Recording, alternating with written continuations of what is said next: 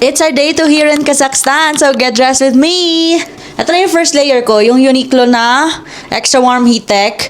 Tapos ito, nabili ko sa Shopee ba or sa Shein, yung fleece na leggings, then papatungan ko siya ng Uniqlo na Heat Tech, pang second layer.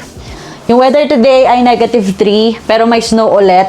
At sa bundok kami pupunta ngayon, so tama lang na mag 3 layers ulit. Kahapon, hindi ako nagkamali sa ginawa ko, yung 3 layers, hindi talaga tumugos sa kalamnan ko ang lamig.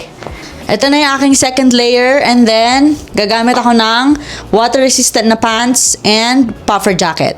Ito yung nabili kong pants sa Shein, may fleece din siya, so perfect na perfect. Kasi sa Shimbula kami pupunta ngayon, so malamig doon, at baka malakas yung snow, dahil bundok siya, so tamang-tama lang ito. Cute pag nakatake. Ayan, ganito. Maganda. Diba? Paganda mo. Thanks! Hindi ka na. Papayagan na kita. Igis mo na ako. Thank you. Pakita mo yung OOTD mo. Naka-water resistant din siya na pants and long sleeves. Tapos, nasa step yung jacket. Puffer jacket.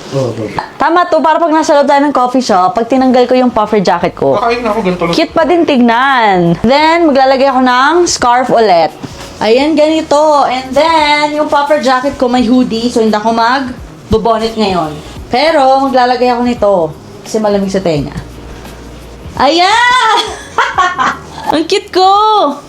Kinikilig! Kinikilig! Guys, crush niya ako.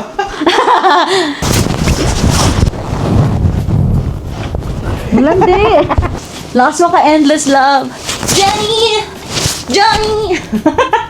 And then, winter shoes. Perfect to kasi water resistant siya. Kahapon, di talaga nilamig yung paa ko. Ayan, ganyan. Mukha lang akong lumpiang Shanghai, pero pwede na to. Ganito! Tcharan! Tapos magpa-powder lang ako tsaka lip tint para naman hindi tayo mukhang bank artists.